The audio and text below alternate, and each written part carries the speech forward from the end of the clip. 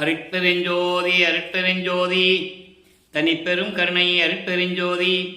எல்லா உயிர்களும் இன்புற்று வாழ்க, வள்ளல் மலரடி வாழ்க வாழ்க, கொல்லா விரதம் குவளை எல்லாம் ஓங்குக, நல்லோர் நினைத்த நலம் பெறுக, நன்றி நினைத்த எல்லோரும் வாழ்க இசைந்து.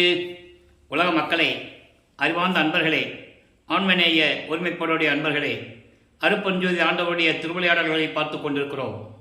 அருட்பெருஞ்சோதி ஆண்டவருடைய திருவிளையாடல் நமது பிள்ளை பெருமானவர்கள் எழுதிய திருவெற்பாவிலிருந்து, அவர் அருளிய பாடல்களிலிருந்து அருட்பெருஞ்சோதியுடைய திருவிளையாடல்கள் எப்படியெல்லாம் நடந்தது என்பதை தெளிவாக பார்த்து கொண்டிருக்கிறோம். அருட்பெருஞ்சோதி ஆண்டவருடைய திருவிளையாடல் கலியுகத்தினுடைய கடைசி கட்டத்தில், அதாவது 1823 ஆண்டு தொடங்கி 30/1/1874 ஆண்டுகள் வரை 51 ஆண்டுகள் திருவிளையாடல் நடந்து கொண்டிருக்கிறது. அதற்கான காரணம், ஏற்கனவே தோன்றிய இந்த பிரபஞ்சத்தில் தோன்றிய 4 யுகங்களிலுமே தோன்றிய சமயங்கள், மதங்கள், மார்க்கங்கள் எல்லாம், அந்த மதங்கள் எல்லாம் முடிவடைந்து விட்ட நிலையில், அதன் பிறகு சதுர்யுகத்தில் ஏற்கனவே 4 யுகங்கள் முடிந்து விட்டது. கலியுகம் 1900 ஆண்டுகளிலே முடிவடைந்து விட்டது என்பதை நமது பிள்ளை பெருமானவர்கள் தெளிவாக நமக்கு அருளியிருக்கிறார்கள். அதனுடைய விளக்கங்களை நாம் ஏற்கனவே பார்த்தோம். இன்று 290வது பதிவு, அதாவது எபிசோடு 290. அதாவது வல்லப்பமானவர்கள் இந்த உலகிற்கு வருவிக்க விட்டதற்கு காரணம் என்ன? ஏற்கனவே 4 யுகங்களிலும் தோன்றிய சமயங்கள், மதங்கள், மார்க்கங்கள். சமயங்கள் என்பது சைவம், வைஷ்ணவம், கௌபாரம், சௌரம், காணாபத்தியம், சாகதம் போன்ற சமயங்கள். மதங்கள் பாசிசம், சமணம், பௌத்துவம், இந்து மதம், கிறிஸ்துவம், இஸ்லாமியம் போன்ற மதங்கள். மார்க்கங்கள் என்பது கலக மார்க்கம், திராவக மார்க்கம், நவநீத மார்க்கம், பஸ்ம மார்க்கம். இந்த 4 மார்க்கங்களும் ஏற்கனவே 4 யுகங்களில் தோன்றி மறைந்து விட்டது. கிரேயுகத்திலே கலங்க மார்க்கம், திரேயுகத்திலே திராவக மார்க்கம், துவார யுகத்திலே நவநீத மார்க்கம், கலியுகத்திலே பஸ்ம மார்க்கம். அதன் பிறகு மார்க்கங்கள் தோன்றின. தசா மார்க்கம், சர்புத்திர மார்க்கம், சக மார்க்கம், சமய மார்க்கம். இப்படி பல மார்க்கங்களும் தோன்றி, மதங்களும் தோன்றி, சமயங்களும் தோன்றி, அதற்கேற்றபடி இதை உருவாக்கியவர்களுடைய கர்த்தாக்கள் அவர்களுடைய தலைவர்களை எல்லாம் உருவகப்படுத்தி, அதாவது இதற்கு உதாரணமாக சொல்ல வேண்டும் என்றால், சைவ சமயத்தினுடைய தலைவன் சிவபெருமான், வைஷ்ணவ சமயத்தினுடைய தலைவன் திருமால், சௌரமியுடைய தலைவன் இந்திரன், கௌபாரம் முருகன், காணாபத்தியம் விநாயகன், சாதகம் என்பது அம்மை. இப்படி பல சமயங்களுடைய தலைவர்களை அவர்கள் கருத்துக்கு ஏற்றபடி உருவகப்படுத்தி, சிவபெருமான் இப்படிதான் இருப்பாரு, திருமால் இப்படிதான் இருப்பாரு அப்படின்னு சொல்லி உருவகப்படுத்தி, அதற்கேற்றபடி ஆலயங்களை அமைத்து, வழிபாட்டு முறைகளை அமைத்து மக்களை வழிபட செய்து விட்டார்கள். இது காலங்காலமாக நடந்து கொண்டிருக்கிறது. இந்த யுகங்களாம் முடிந்தவுடனே சதுர் யுகம் பிறந்தது. இதை பிள்ளை பெருமானவர்கள் ஒளி யுகம் என்று கூறுவார். இந்த காலத்தை சுத்த சன்மார்க்க காலம் என்று கூறுவார். அதனுடைய விளக்கங்களை நம்ம பார்த்துட்டு இருக்கோம். அப்போ இந்த சதுர் யுகத்தில் வாழுகின்ற மக்களுக்காக ஒரு ஆன்மீக மார்க்கம் வேண்டும். அந்த ஆன்மீக மார்க்கம் சமரசமாக இருக்க வேண்டும். சமரசம் என்பது ஆண்மைநேய ஒருமைப்பாட்டோடு உலக மக்கள் எல்லாம் ஒரே இயக்கத்தில் இருந்து கொண்டு, அதாவது ஒரே மார்க்கத்தில் இருந்து இறைவன் ஒருவனே என்ற நிலையை ஏற்றுக்கொண்டு சமரசமாக வாழ வேண்டும், முரண்பாடுகள் இல்லாமல் வாழ வேண்டும் என்பதற்காகவே அருட்பெருஞ்சோதி ஆண்டவர் தன் அருளால் பெற்றெடுத்த ஒரு ஆண்மகனை செல்வப்பிள்ளை என்று பெயரிட்டு வளர்த்து கொண்டிருக்கின்ற நிலையில், சதாசிவத்துடைய ஆயுள் காலம் முடிவடைகின்ற காலகட்டங்களில், ஆயுள் காலம் என்பது அவருடைய அருள் முறிவழி என்ற காலகட்டம், 51 ஆண்டுகள் பாக்கி இருக்கும்போது இந்த பிரபஞ்சத்தை இயக்கிறதுக்கு ஒரு ஆள் வேணும். அதுக்காக தான் தன் மகனை தயார் செய்கிறார் அருட்பெருஞ்சோதி ஆண்டவர். அந்த நிலையில், அந்த காலகட்டத்தில் தனது மகனை பூலோகத்திற்கு ஒரு தாயின் வழியாக வருவிக்க செய்தார் அருட்பெருஞ்சோதி ஆண்டவர். இந்த உண்மைகளை எல்லாம் திருவெற்பாவிலுடைய பாடல்களிலிருந்து நாம் விளக்கமாக பார்த்து விட்டோம். அப்போ ஒரு தாயின் கருவறையிலே இருக்கும்போது வல்லப்பமானவர் தெளிவாக கூறுவார்கள், உபசாரத்தால் பெற்ற தாய் என்பால் ஒருத்தியின் நான் கருவறையிலே பௌதிக வடிவில் இருக்கும்போது பிண்ட வடிவத்திலே இருக்கும்போது என்று கூறுவார். அப்போ அந்த தாயின் கருவறையிலே நடந்த திருவிளையாடல்களை தெளிவாக நாம் விளக்கமாக பார்த்து விட்டோம். இருந்தாலும் ஒரு சுருக்கத்தை சொல்ல வேண்டிய கடமை இருக்கிறது. ஏன்னா இன்னைக்கு பார்க்குறவங்களுக்கு, புதுசாக பார்க்குறவங்களுக்கு தெரியணும் இல்லையா? அப்போ அந்த கருவறையிலே இருக்கும்போது தன் தந்தையிடம் கூறுகிறார் வள்ளற்பெருமானவர்கள். வள்ளற்பெருமான் திரு அருட்பிரகாச வள்ளலார் என்று பெயர் பெற்றது மக்களால் அழைக்கப்பட்டார். இந்த உலகிலே வருவிக்க விட்டதனால் ஏற்பட்ட பெயர் அவருக்கு ராமலிங்கம். ஆனால் அருட்பெருஞ்சாண்டவர் தன் மகனுக்கு வைத்த பெயர் செல்வப்பிள்ளை. அதனால்தான் பிள்ளை பெருமான் என்று கூறுவதுண்டு. அப்போ அந்த நிலையில் ஒரு தாயின் கருவறையிலே இருக்கும்போது அங்கே திருவிளையாடல் எப்படியெல்லாம் நடந்தது என்பதை நாம் ஏற்கனவே விளக்கமாக பார்த்தோம். கருவறை இருட்டாக இருக்கிறது என்று தந்தையிடம் கூறும்போது அருட்பெருஞ்சாண்டவர் தன் மகனுக்கு ஒளிகாட்டியதையும், பசிக்கிறதே தந்தையை என்று கூறும்போது தன் மகனுக்கு கருவறையிலே அருளமுதம் ஊட்டியதையும், அதன் பிறகு காற்றே வரவில்லையே, புழுக்கமாக இருக்கிறது, உடம்பு புழுக்கமாக இருக்கிறது என்று கூறும்போது தன் மகனுக்கு அமுத காற்று வீசியதையும் எல்லாமே பழப்பமானவர்களுடைய உண்மைகளை எல்லாம் நாம் பார்த்து விட்டோம். அதன் பிறகு அந்த கருவறையிலே தத்துவ சேட்டைகளும் பிண்ட துரிசுகளும் எப்படியெல்லாம் அவரை துன்புறுத்தின, அதிலிருந்து தன் தந்தை அருட்பெருஞ்சாண்டவர் எப்படியெல்லாம் காப்பாற்றினார் என்ற நிலைகளையும் பாடல்களின் மூலமாக நாம் தெளிவாக பார்த்து விட்டோம். ஒரு தாயின் கருவறையிலே 10 மாதம் இருந்து இந்த மண்ணுலகத்தை தொடும்போது பிரமன், திருமால், ருத்திரன் போன்ற மகேஸ்வரன், சதாசிவம் போன்ற பதத்தலைவர்கள், இந்திரன் உட்பட தேவர்களும் ரிஷிகளும் முனிவர்களும் எங்களை எல்லாம் ஆளப்போகும் அருள் கடலை என்று சொல்லி வாழ்த்தி வரவேற்கிறார்கள். அதன் நிலை முடிந்த பிறகு நமது குழந்தை இறைவன் 5 மாத குழந்தையாக இருக்கும்போது சிதம்பரத்திலே ஒரு திருவிழாக்காக அழைத்து செல்லுகிறார்கள். அதற்கு முன்னாலே அவருக்கு பெண்ணலூர் என்ற ஒரு கிராமத்திலே, அதாவது வல்லப்பமானவர்கள் வருவிக்க உற்ற கிராமம் மருதூர் என்ற ஒரு கிராமம், அங்கே ராமையா பிள்ளை சின்னையம்மையார் அவர்களுக்கு 5வது மகனாக வருவிக்க உற்றார். அதுக்கு முன்னாலே ஏற்கனவே அவங்களுக்கு 4 பிள்ளைகள் பிறந்தார்கள். இவர் வருவிக்க உற்றவர் என்பது இறைவன் ஏதோ ஒரு காரியத்திற்காக தன் அருளால் ஒரு மகனை வருவிக்க செய்வது. உலகியலிலே தன் மகன் இருக்க வேண்டும், சமயங்களிலும் மதங்களிலும் மார்க்கங்களிலும் சார்ந்து இருக்க வேண்டும். அவன் சிவபெருமானே நமச்சிவாயா, சிவாய நம, ஓம் சிவா, சிவசிவா என்று சொல்லி இறைவனை வணங்க வேண்டும்.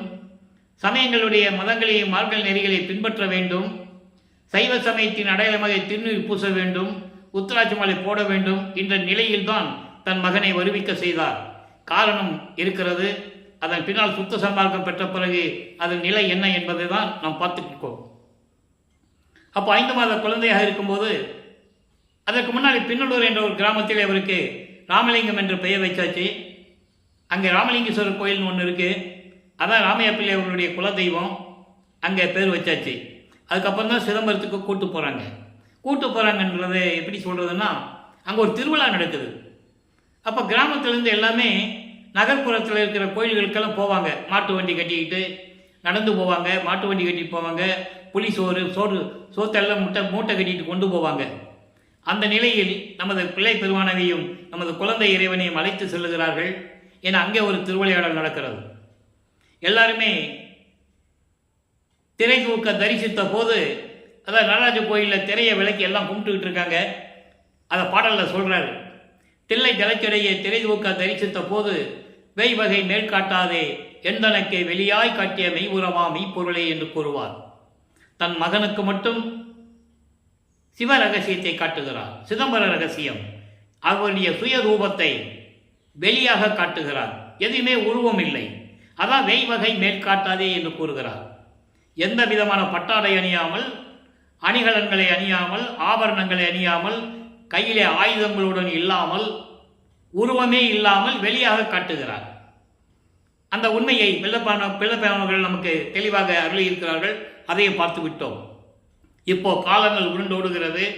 ராமையா பிள்ளை அவர்கள் காலமான உடனே சின்னையம்மையார் அவர்கள் 5 குழந்தைகளையும், இப்போ இவரையும் ஒரு சாதாரண குழந்தை தான் அப்படி நினைச்சிட்டு இருக்காங்க. நல்லா புரிஞ்சுக்கணும். நீங்க இறைவனால் அனுப்பப்பட்ட மகன் என்றவருக்கு அவங்களுக்கு தெரியாது. இறைவனால் வருவிக்க பிள்ளை என்று அவங்களுக்கு தெரியாது. ஆக 5 குழந்தைகளை அழைத்துக் கொண்டு பொன்னேரி பக்கத்தில் இருக்க சின்னக்காவனம் என்ற ஒரு கிராமத்துக்கு செல்லுகிறார்கள். அங்கே தான் அந்த அம்மா பிறந்த ஊர், சின்னம்மையார் பிறந்த ஊர் அந்த அம்மா பிறந்த ஊர் அது. அங்கே சில காரணங்களால் இருக்க முடியவில்லை. அதன் பிறகு சென்னையிலே வந்து குடியேறுகிறார்கள். அவர்கள் குடியேறிய இடம் ஏழுகணர் பகுதியிலே இருக்கின்ற வீரசாமி முதலியார் தெரு என்ற தெருவிலே ஒரு வீட்டில் குடியேறுகிறார்கள். இப்போ அந்த இடத்துக்கு பேர் வள்ளலார் நகர்னு பேர். அப்போ நமது பிள்ளை பெருமானவர்கள் வளர்ந்து கொண்டிருக்கிறார். நமது குழந்தை இறைவனை உலகியலிலே பள்ளிக்கூடத்தில் போய் சேர்க்கிறது போல் அவரையும் பள்ளிக்கூடத்தில் சேர்க்கிறாங்க. அங்கே அவரால் படிக்க முடியவில்லை என்பது படிக்க மனம் இல்லை, மனம் அலைபாய்கிறது, மனம் தூண்டுகிறது. ஏனென்றால் இறைவன் திருவிளையாடல் செய்கிறார். தனது மகன் எந்த ஆசிரியரிடமும் இந்த உலகியல் படிப்பு, சந்தை படிப்பு படிக்கக்கூடாது, யாரையும் குருவாய் ஏற்றுக்கொள்ளக்கூடாது. இது இறைவனுடைய கட்டளை. அவர் திருவிளையாடல் செஞ்சுக்கிட்டு இருக்கிறார், அது அவருக்கு தெரியாது. மற்ற குழந்தைகள் போல எதுவும் பிறந்திருக்கோம் அப்படின்னு தான் வளர்ப்பு மனுக்கும் தெரியும். அப்போ 1ஆம் ஆண்டிலிருந்து 8 ஆண்டுகள் வரைக்கும் என்ன நடந்தது என்பதை நாம் ஏற்கனவே விவரமாக பார்த்து விட்டோம். பள்ளிக்கூடத்தில் போய் சேர்த்தா படிக்க முடியல, அப்போது குடும்பத்தில் பிரச்சனை வருது. இப்படி ஒரு பிள்ளை தெரிஞ்சுக்கிட்டு இருக்கிறானேன்னு சொல்லி எல்லாம் கண்டிக்கிறாங்க. இவர் மனம் ஒரு தனிமையான இடத்தை நாடுகிறது. அப்போ தான் அந்த இடம்தான் கந்தகோட்டம் என்ற இடத்துல போய் அங்கே ஒரு முருகன் கோயில் இருக்குது. இப்போவும் அதுக்கு கந்தகோட்டம் தான் சொல்லுவாங்க, கந்தசாமி கோயில்னு சொல்லுவாங்க. அங்கே அமைதியான ஒரு இடத்தை நாடுகிறார். அங்கே தினமும் போய்கிறது. இது 8 ஆண்டுகளுக்குள்ளே நடக்குது. ஏன்னா அற்பஞாண்டவர் 1823ஆம் ஆண்டு தொடங்கிய திருவிளையாடல் 30/1/1874 இரவு 12 மணி வரையிலும் 51 ஆண்டுகள் நடக்குது. அப்போ இந்த 51 ஆண்டுகளை 8 பிரித்து தான் மகனுக்கு அருளை கொடுத்துட்டு இருக்கார் என்பதை திருவிற்பா பாடலின் மூலமாக நாம் பார்த்து கொண்டிருக்கிறோம். 8 ஆண்டுகள் முடிந்த நிலையில் 9வது ஆண்டிலே இறைவன் அவர் முன் தோன்றி, மகனே, நீ என்னால் வருவிக்க உற்றவன், நீ என்னுடைய மகன், நல்லா கவனிச்சுட்டே வரணும். நீங்கள் என்னுடைய மகன், ஞானத்தை பெற்றுக்கொள். காரியங்கள் எல்லாம் இனிமேல் நடக்கக்கூடிய காரியங்கள் எல்லாம் முன்பருவம் பின்பருவம் காட்டி உனக்கு அருள் செய்வேன் என்று கூறி மறைந்து விடுகிறார். இப்போ இவருக்கு மறைப்பு நிலை ஏற்படுகிறது. இறைவனால் வருவிக்க உற்ற மகன் என்ற நிலை மட்டும் தெரியும். 8 ஆண்டுகள் வரைக்கும் தெரியாது, இப்போ தெரிஞ்சு போச்சு. வெளியே யாட்டி சொல்லவும் கூடாது, இறைவனுடைய கட்டளை. அது பாடல்களிலே இருக்கிறது. நீ வேஷம் மட்டும்தான் போடணும், நீ யாரு என்ன விவரங்கள்லாம் வெளியே சொல்லக்கூடாதுன்னு சொல்லிட்டாரு. அது பாடல் மூலமாக விளக்கங்களை பார்த்து விட்டோம். அன்பர்களே, ஏற்கனவே நான் கூறியது போல இங்கே கூறுகின்ற விளக்கங்கள் எல்லாமே திருவருட்பாவில் இருக்கின்ற உண்மைகள், இறைவனால் அருளப்பட்ட சத்திய வாக்குகள் என்பதை நீங்கள் புரிந்து கொள்ள வேண்டும். அப்போ இந்த நிலையில் அவர் சிவபெருமானிடம் முறையீடு செய்கிறார். 9வது ஆண்டிலிருந்து 12 ஆண்டுகளுக்குள் அந்த 3 ஆண்டுகளிலே என்ன நடந்தது என்பதை 1ஆம் திருமுறையிலிருந்தே நாம் பார்த்து கொண்டிருக்கிறோம். 1ஆம் திருமுறை என்பது திருவடி புகழ்ச்சி. நான் ஏற்கனவே கூறியது போல விண்ணப்ப கலிவன்பா, நெஞ்சறிவுறுத்தல், சிவநேச வெண்பா, மகாதேவ மாலை, திருவருள் முறையீடு, வடிவுடை மாணிக்க மாலை, இங்கித மாலை. ஏற்கனவே 4 ஆண்டுகளாக திருவருட்பாவுடைய விளக்கங்களை நான் கூறிக்கொண்டிருக்கிறேன். ஏற்கனவே மகாதேவ மாலை, திருவடி புகழ்ச்சி விளக்கங்களாம் ஏற்கனவே நான் கொடுத்திருக்கிறேன். நீங்கள் பார்த்துக்கலாம், நம்ம பதிவில் போனால் நீங்கள் பார்த்துக்கலாம். இப்போ இறைவனுடைய திருவிளையாடலை திருவருள் முறையீடிலிருந்து பார்த்து கொண்டிருக்கிறோம். திருவருள் முறையீடு மொத்தம் 232 பாடல்களை கொண்டது. 232 பாடல்களிலும் சிவபெருமானிடம் எப்படி முறையீடு செய்கிறார், எப்படி விண்ணப்பம் செய்கிறார் என்பதையெல்லாம் நாம் விளக்கமாக பாடலின் மூலமாக பார்த்து விட்டோம். இப்போ சிவபெருமானை பற்றி பாடியும் எந்த விதமான பலனும் இல்லை. ஒருவேளை அம்மையை பற்றி பாடினால், தாயை பற்றி பாடினால் அருளை பெற்று விடலாமா என்ற ஒரு ஏக்கத்தில், ஒரு தவிப்பில், ஒரு எதிர்பார்ப்பில் வடிவுடைமனை பற்றி பாடுகிறார். வடிவுடை மாணிக்க மாலை உருவாகிறது. மொத்தம் 100 பாடல்கள். இதுவரை 65 பாடலுடைய விளக்கங்களை பார்த்திருக்கிறோம். இன்று 66வது பாடல். இப்போ நல்லா கவனிச்சுக்கங்க. வல்லபெருமான் அவர்கள் 2வது எட்டில் இருந்து கொண்டிருக்கிறார். அதாவது 9வது ஆண்டிலிருந்து 16 ஆண்டுகளுக்குள் என்ன நடந்தது என்பதை திருவருட்பாவின் பாடலின் மூலமாக பார்த்து கொண்டிருக்கிறோம். இது கதை அல்ல, கற்பனை அல்ல. இப்போ வடிவெளிமனை பற்றி பாடுகிறார். 66வது பாடல் நல்லா கவனிங்க. என்போல் குணத்தில் இழிந்தவர் இல்லை, எப்போதும் எங்கும் நின்போல் அருளில் சிறந்தவர் இல்லை. இந்நீர்மையினால் பொன்போலும் நின் அருள் அன்னே எனக்கும் புரிதி கண்டாய்.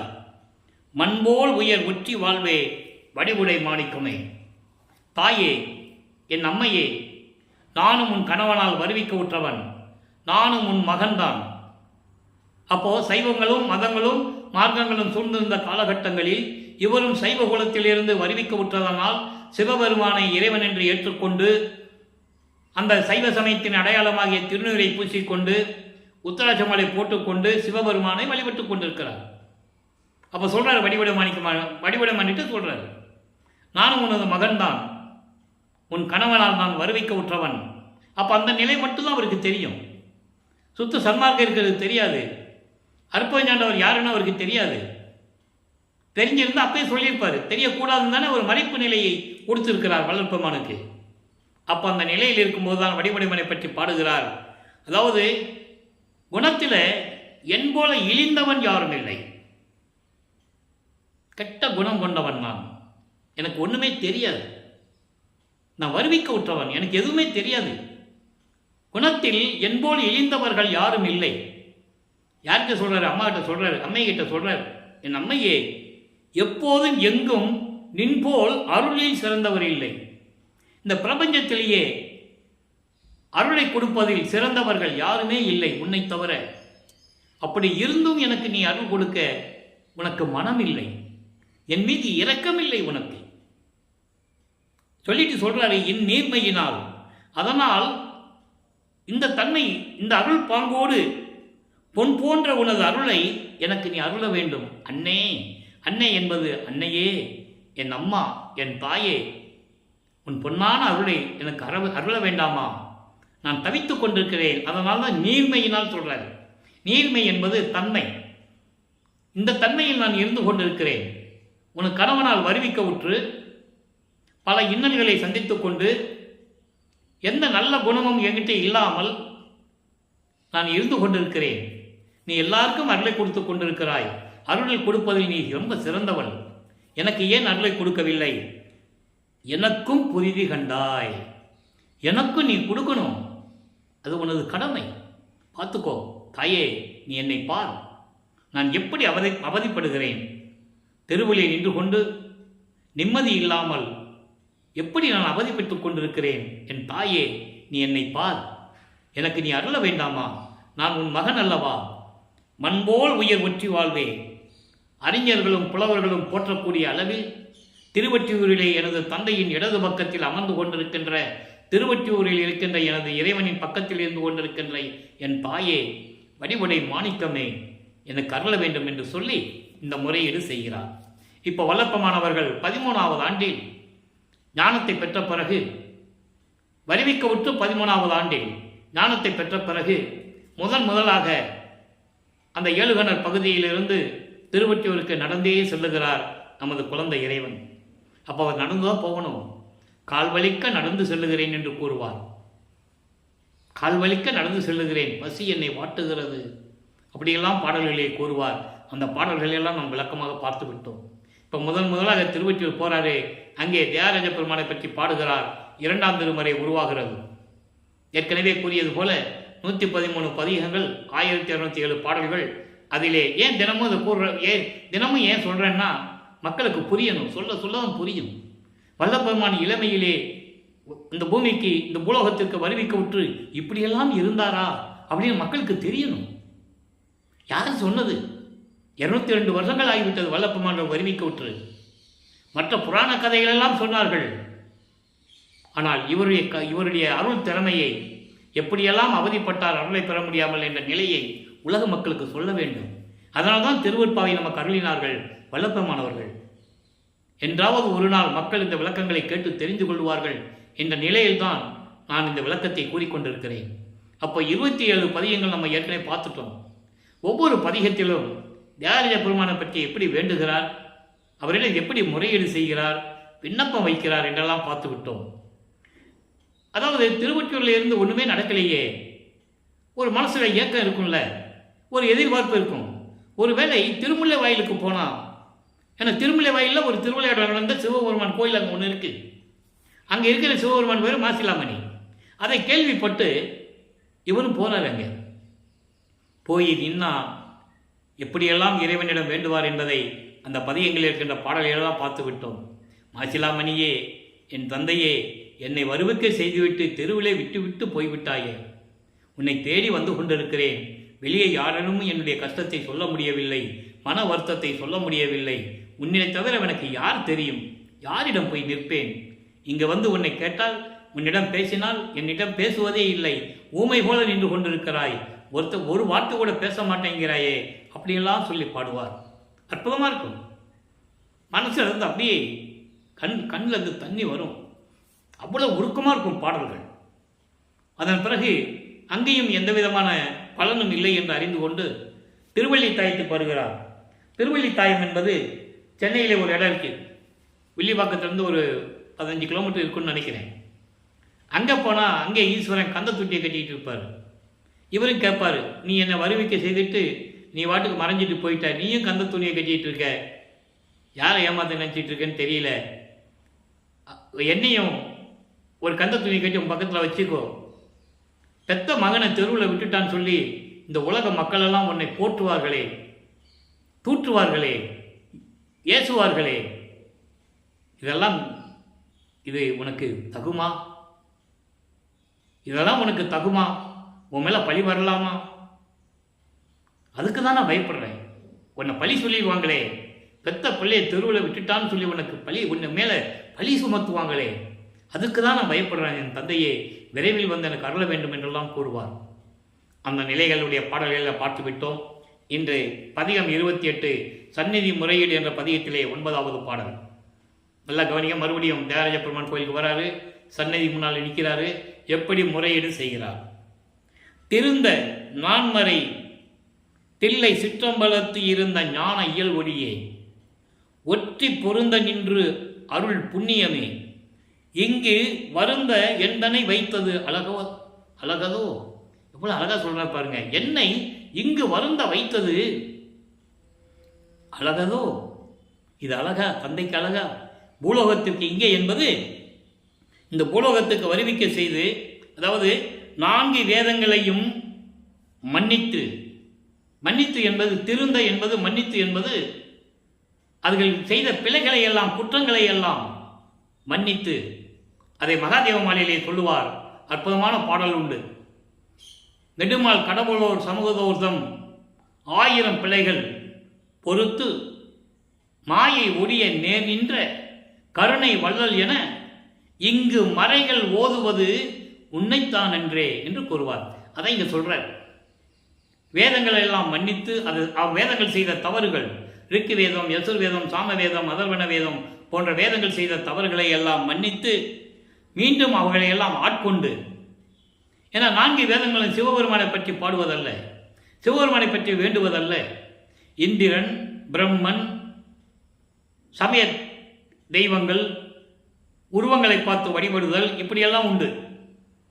அந்த தவறுகளை எல்லாம் மன்னித்து, அந்த தவறுகளை எல்லாம் மன்னித்து அவர்களை ஆட்கொண்டு தில்லை சிற்றம்பலத்திலே இருந்துகின்ற அந்த அம்பலத்திலே விளங்கிக் கொண்டிருக்கின்ற என் தந்தையே, ஞான ஒளியே, ஒற்றி பொருந்த நின்று திருவொற்றியூரில் இருந்து கொண்டு அருள் புரிந்து கொண்டிருக்கின்ற என் புண்ணியமே, என் தந்தையே, என் தெய்வமே, என்னை வருவிக்க செய்துவிட்டு இந்த பூலோகத்தில் வருந்தும்படி, என்னை வருவிக்க செய்துவிட்டு இந்த பூலோகத்தில் நான் வருந்தும்படி என்னை அலைய வைக்கிறாயே, வைத்தது என்று கூறுகிறார்.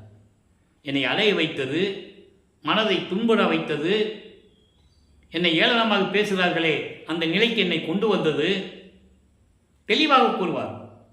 அப்படி வைத்தது என்ற ஒரே வழியில் சொல்றார். ஒரே வழியில் இப்படியெல்லாம் என்னை இந்த பூலோகத்திலே வைத்தது உன் அருளுக்கு அழகா, தந்தைக்கு அழகா, இது விரைவில் வந்து எனக்கு அருள வேண்டும் என்று சொல்லி இந்த பாடலை நமக்கு அருளியிருக்கிறார்கள்.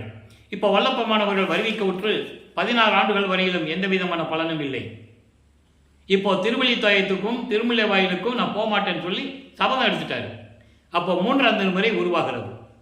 3ஆம் திருமுறை 19 பதியங்கள், 235 பாடலுடைய விளக்கங்களை எல்லாம் நம்ம பார்த்துட்டோம். அதனுடைய ஒரு சுருக்கம், முன்னால் நடந்த எபிசோடுகளுடைய ஒரு சுருக்கம். இப்போ தியாகராஜ பெருமானை பற்றி பாடிக்கிட்டு இருக்காரு. இப்போ காலங்கள் மாறுது, காட்சிகளும் மாறுது. காட்சிகள் மாறுது. இப்போ இறைவன் வந்து காட்சி கொடுக்குறாரு. இவர் எந்த இடத்துல நின்றுட்டு இறைவனை முறையீடு செய்வாரோ அதே இடத்துல நின்றுட்டு இருக்காரு. திருவொற்றியூரில் தெருமனையில் நின்றுக்குவார். அப்போ காட்சி கொடுக்குறாரு. அப்போ இவருக்கு ஒரு சந்தோஷம், இறைவன் காட்சி கொடுத்துட்டாரே, இனிமேல் அருளை கொடுத்துட்டாருன்னு சொல்லி இந்த நிலையில் இருக்கும்போது திரும்பி மறைஞ்சிருவார், பேசுறதில்லை. அப்போ பவனி வரும், திருவிழா வீதி வரும்போது எப்படியெல்லாம் போய் ஓடி ஓடி தெரு தெருவாக போய் பார்த்தாருன்றதை பாடலில் சொன்னதை பார்த்துட்டோம். அப்போது இவர் வந்து இப்படியே நடந்துக்கிட்டு இருக்கே, நம்ம போனாலும் பேசுறதில்லை, ஒரு வார்த்தை கூட பேசுறதில்லை. அதனால் அவருடைய மனதில் இருக்கின்ற இயக்கத்தை எல்லாம் நாரையிடம் கிளிகளிடம் தூது அனுப்புவார். நாரையும் கிளியும் நாட்டுடன் தூது என்ற பதியத்தில் இருக்கின்ற விளக்கங்களை எல்லாம் பார்த்து விட்டோம். அதன் பிறகு உலகிலேயே இருப்பது போல ஒரு குறைத்தி பெண்ணிடம் போய் குறி கேட்கப் போவது, அப்புறம் ஒரு ஜோசியம் பார்க்கிறவற்றை ஜோசியம் பார்க்க போகிறது, இந்த நிலைகளெல்லாம் பார்த்து விட்டோம். அதன் பிறகு காதல் மாட்சி என்ற பதியம், கடைசி பதியம் 19வது பதிகத்திலே இவரை பார்த்து சிவபெருமான் திரும்பி பார்க்காமல் எப்படி தெருவழியாக ஓடுகிறார் என்பதையும், இவரும் பின்னாலேயே ஓடி ஓட்டத்தை பிடிக்க முடியவில்லை என்று சொல்லுவதையும், அதன் பிறகு அங்கே இருந்தவர்களெல்லாம் கூடி விளக்கம் கேட்கும்போது இவர் விளக்கிய விதத்தையும் எல்லாவற்றையும் பார்த்து விட்டோம். கேட்பாங்கல்ல, கலியுகத்தினுடைய கடைசி கட்டம் அது. 1847ஆம் ஆண்டு இது நடக்குது. அப்போ கலியுகத்தில் போய் யாராவது என்ன ரமலிங்கம் தெருவழியை ஓடிக்கிட்டு இருக்க அப்படின்னு கேட்கும்போது, சிவபெருமான் ஓடுறாரு, நான் அவர் பிடிக்க போகணும்னு சொன்னால் யாராவது நம்புவாங்களா? யாரும் நம்பலை, ஏளனமாக பேசினார்கள். அப்போ அவர்கள் கேட்ட கேள்விகளுக்கெல்லாம் இவர் பதில் சொல்லுகிறார். எல்லாமே பாடல்களில் உண்டு. ஒரு பாடலை கேள்வி கேட்பாங்க, அடுத்த பதிகத்தில் அதுக்கு பதில் சொல்லுவார்.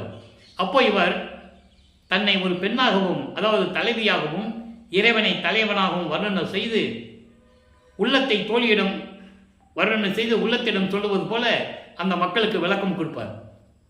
நீங்கள் அப்படியெல்லாம் சொல்லாதீங்க. அவங்க சொல்லுவாங்க, சிவபெருமானாவது ஓடுறதாவது நீ பார்த்தையாவது, யார்கிட்ட கதை விடுற, அதெல்லாம் கிடையாது, வேற வேலையை பாருன்னு சொல்லுவாங்க.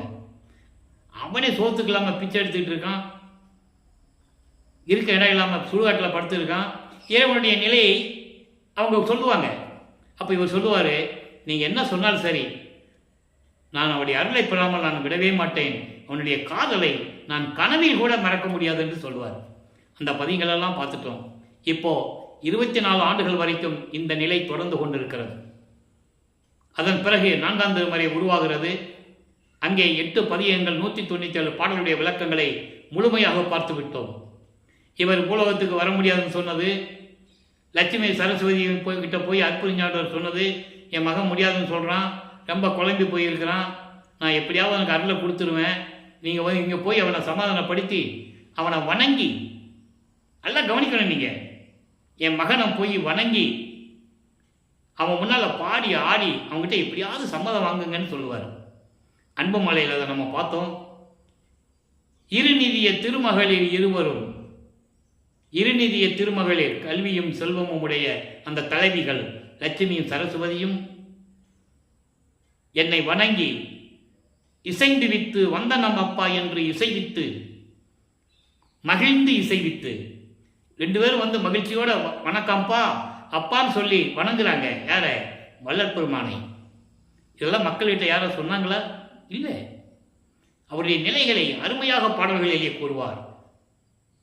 இருநிதிய திருமகளிர் இருவரும் என்னை வணங்கி இசைந்து வந்தனமப்பா என்று வணங்கி மகிழ்வோடு இசைந்து என் முன் பாடி ஆடி பெற்றினை அளித்தனை, பெரும் பெற்றினை அளித்தனையே பேதையந்தனக்கே.